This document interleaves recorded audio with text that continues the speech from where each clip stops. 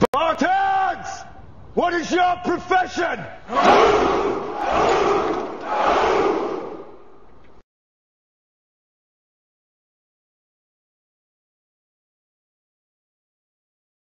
Hello guys, welcome back to another how to play video on my brand new YouTube channel. I will be discussing the Greatsword staff Shatter Mesmer now.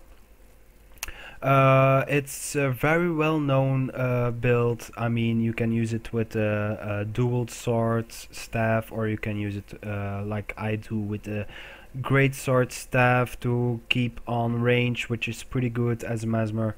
But basically, when it comes to the trade build, it's pretty basic. I mean, if you're already used for playing Shadow Mesmer, if you're already good at it, I would suggest to just skip this video, because this channel right here is meant for people who are new to PvP or new to the classes, and they want to know the basics from the classes. So if you're experienced in Shadow Mesmer, you can just watch like my sword dagger thief video. Maybe as a Shadow Mesmer you learn out of the thief video maybe a way to counter them. Because the strongest point of a Mesmer is the weakest point of a Mesmer as well. When it comes to thief, the more clones you have, the more damage you have, but the more survivability the thief has, because he can cloak and dagger on your clones. But that's not about the build. So for this build, I'm sorry, I was spiriting away. So for this build, we're gonna use the Greatsword and the staff with the Sigil of Energy and the Sigil of Air, and the same sigils on the staff. Now, basically, you can also go for the Sigil of Battle on the Greatsword, or you can go for the Sigil of Battle on the staff, and you can go for the Sigil of Intelligence instead of the Sigil of, where is the Sigil of Intelligence? What the hell? I'm always having trouble when I'm recording and I'm trying to find something, I can't find it. Here we go, the Sigil of Intelligence. So if you got more experience at using this build, instead of the energy sigils, you can go for the Sigil of Intelligence on the Greatsword with the Sigil of Air, and the Sigil of Battle on the staff with the Sigil of Air. Or you can practically also take the Sigil of Battle also, excuse me, on the Greatsword, and yeah, just check it out, see if you're good enough, but just practice with the energy sigils first if you're new to Mesmer. Now for the runes, we're going to be using Rune of Strength. It doesn't really matter what DPS runes you're going to use. You may also use the runes of the Scholar if you want, or the Rune of the Traveler, which is a bit of a hybrid rune, which is pretty good on Mesmer as well. You don't need to worry. For the amulet, we're gonna be using the Berserker amulet. Yes, you're gonna stick with it. Even if you suck at Mesmer, you need to stick with it to train. You're gonna learn it eventually, how to stay alive. I mean, you really need the Berserker amulet. You really need the precision and the power to actually be useful to your team. Now, there is an additional side note I want to mention, guys. A lot of top teams aren't using Mesmers anymore, because momentarily we are in some sort of bunker meta, and the bunker metas are kinda used to counter Mesmers as well. So the problem we have at the moment is that the Mesmers are, I'm not gonna say totally useless, because they are very useful when it comes to portals, but their survivability, they have a lot less survivability compared to other average classes. So they are pretty hard to play. You really need to have you really need to put time and effort into training this build, the Shatter build. I mean, you can also go for the prismatic understanding Mesmer, which is the PU Mesmer. A lot of people are crying about it because all stealth skills last 1 second longer and stuff like that. So basically, with the PU Mesmer, you can stay alive much longer, but you will be useless in the team. So you're better off taking this build, the Shatter build, so you're useful for your team, not only for your portal, but also for your DPS contribute into the team fights. But when it comes to team fights, you really need to position yourself quite well. And as I explained in my previous videos, I'm not gonna show you any gameplay now. I'm gonna separate gameplay from build videos. So my videos, my build videos even, are much shorter. They're already quite long because I really explain everything I can, every basic stuff you need to know if you're new to Mesmer or whatever class. So basically we will be starting right now with the traits, because I've been talking too much already. Oh, I got someone PMing me, hang on.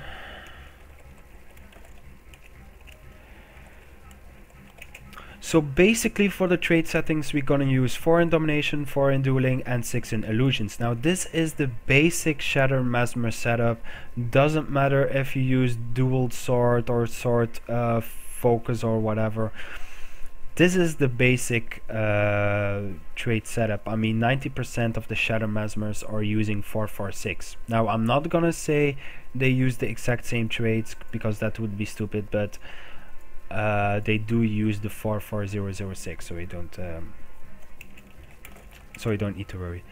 Now for the 2 in Domination, we're gonna use Halting Strike, deals damage every time you interrupting a foe. You got 3 interruptions, which is the Greatsword 5, the Staff 5 because it dazes if they're on it or when they enter it, and the Diversion Shatter F skill right here. So basically the next trait will be Shattered Concentration. Each clone that gets shattered on the target will remove a boon. So let's say you got 3 illusions and the enemy has 3 boons. You can just delete them by using Mind Track, and all 3 boons will get deleted. That's what I always do when I start fighting a warrior. If they activate their Signet of Rage, which gives Fury, Swiftness and Might, I just use this, make as fast as possible. I got my 3 clones up and just Mind Track, and all 3 boons are gone. So that's a pretty nice trait right here. Now for the dueling we will be using 2 and 10. Now 2, that's my personal choice. So with the Phantasm Berserker right here, with this trait he gains Fury, so his critical chance is 20% higher, and he already hits quite hard. So with the Fury he has chance to even hit a lot harder. So that's totally up to you. If you're gonna use a dual sword, by the way, instead of Greatsword, you might consider using Blade Training right here for the precision and also the recharge reduced on the sword skills. So that's totally up to you. The 10 in Dueling, Deceptive Evasion, like we all basically know, if I'm in combat and I dodge now, I create a clone, but they have their own wills. They attack the closest target, as you can see. So you basically need to be close to your target if you want them to attack the target you're attacking. And how to do the burst? That's basically be close and do the Mind Track. That's basically your biggest burst. Now for the Deceptive Evasion, don't waste all of your endurance just to DPS. Only if you're sure you're gonna take the enemy down. If he's low on HP and you know he wasted his dodges, he wasted his CDs, then you might try to waste your 2 dodges and just burst with Mind Track right here. Now the 6 in Illusions, we're gonna be using the 3, the 8 and the 11. Now the 3 is compounding power each time. For each illusion you have activated, you will gain a damage increase of 3%. So basically mostly you will have 3 illusions, so that's 3 multiplied by 3, that will be 9% extra damage, so that's pretty good. Illusionary Invigoration, it's totally up to you. I mean, if you already used your few of your very important survival skills right here, or if you want to quick very if you want to burst very fast and you're close to 50% HP, at 50% HP all of your F skills are gonna recharge instantly, but that's just up to you. I mean, you also can go for illusionary elasticity if you want to focus on stacking might in 1 versus 1 with the greatsword right here, or also stacking might with the staff 1 right here. So the more it bounces back to you, the more might you gain. So it's totally up to you if you want to stick with the more survivability or the more might. That's totally up to you. Now for the 11 and illusions, we're gonna use illusionary persona. Shattering illusions create a shadow effect on you as well. So basically what does it mean is that each shadow effect right here, you don't need a clone for it to activate it. The game will use your body as a clone, or at least think it's a clone, and you will still be able to use a shatter. Like, let's say you don't have the trait activated, you won't be able to use any shatter skills at all if you don't have illusions. But with this trait right here, with the illusionary persona, you're a clone as well. You're not really a clone, but because of this trait, you will be able to use the shatter skills without having illusions. So you're basically the fourth clone, or the master clone, the master behind the brain. So for the shatter skill, so what do you actually need to do to burst the most damage? Well, basically it comes from having at least 2 illusions up, at least, as much as possible. And basically if you want to DPS, the hardest way is to stand close to your target, dodge, and use the mind track. So basically you dodge and mind track. So as you can see, it pretty hit it hard with the mind track alone. But you need to make a combo together with your burst skills right here. So actually it needs to happen pretty fast. So I'm gonna show you slow right now. I'm gonna take another illusion right here. So basically what you need to do is knock back and maybe dodge and use mind track, but he was already dead, so yeah. So basically you need to make a combo with the mind track and the mirror blade, mind stab, and phantasmal berserker. You can always use the knockback as well, but do know most people will dodge after they got knocked down. So when they got up again, they will dodge. So it's possible you're gonna miss 50% of your bursts. So I'm gonna try again. Yeah, they're just gonna attack the target which is closest, so that's something stupid. So basically you want to stay close to your enemy. I use mind track. As you can see, it's like 20% HP gone in an instant. So that's pretty cool. But you really need to make a combo with all those skills. So you kinda need to wait with your 3 illusions to shatter until those recharged again. So I'm gonna wait now till they are recharged. Just gonna put some golems, yeah, right, golems. So gonna wait now, I'm gonna stop attacking. Let's see, 4 seconds, hopefully he will survive that long, because the berserker isn't waiting, as you can see. So now you burst and mind track. So you burst with the skill and you mind track right after, but you need to be very close on your target. So you need to make a combo with those skills. Now for the utilities, we're gonna be using Blink, which is a stun breaker, but it also teleports you. So if you want to reposition yourself, that's an excellent skill right here. It's also instant cast, so while you're casting something like this, like this, you can just teleport while still casting the skill. So it doesn't interrupt your skill, but it's not really important. I mean, it's not like you're gonna really use it. Now basically for the second utility we will be using Decoy. That's another stun breaker as well. If I activate it, as you can see, I will gain stealth. But if I have a target, if I'm in combat, you will see there will be a decoy, there will be a clone taking my place, so that's very good as well. For the third utility we will be using the portal. If you're not used using the portal, I will explain quickly now. The maximum range, there are a lot of new people who don't know the maximum range of the portal. It says here it's 5,000, but you don't really see 5,000, you see nothing. So basically what you need to do is you have your minimap right here and you scroll, you zoom in the most you can. So and you activate your portal right here, and then you put a little star, wait, hang on, yeah, the personal waypoint right here by pressing Alt and left click on the map, so you know where you began the portal. Now basically the max range of the portal is basically when this star right here where I started my portal is where it ends at the map. So when it hits the end of the map, like right now, this is your max range. This is your max range. So now if I activate it, I can portal back.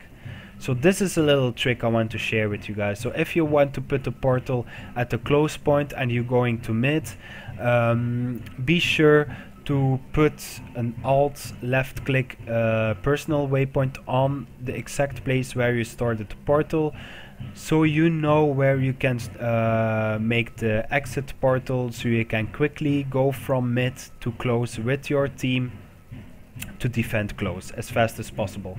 So we want to avoid having the problem where you failed at making the portal because it was too far. So that was the little trick I gave you, so that's really important. Now for the elite we're gonna be using the mass invisibility. It can be used defensively but also offensively. Offensively because the enemy doesn't know what burst you're gonna use, and defensively because you will be able to revive downed people. Even if they downed, you can still stealth them with this mass invisibility. Do know it's only 5 seconds, so you really need to focus up with your teammates to revive a certain target. So basically I think that's all for the build for now. You just have to train on making the combos. Now there is still one combo left with the staff. I'm quickly gonna show you guys. So the staff 2 is also a teleport, but it's also a leap. It's not an instant teleport. It does not proc while you're casting something. It procs after you finished a casting. So it's not like blink. So basically, since this is a leap, this one, if you target someone, it leaps backwards. So the leap works backward. So now we know if we're in some sort of field, like let's say the fire field, and we use this one out of it, you will get the fire armor. But what I want to show, there is a combo with the Mesmer staff right here with the Chaos Storm. So the Chaos Storm right here, if you place them, it dazes the target. But to be more defensively, you sleep 2 out of it right before the Chaos Storm ends. And this way you get Chaos Armor.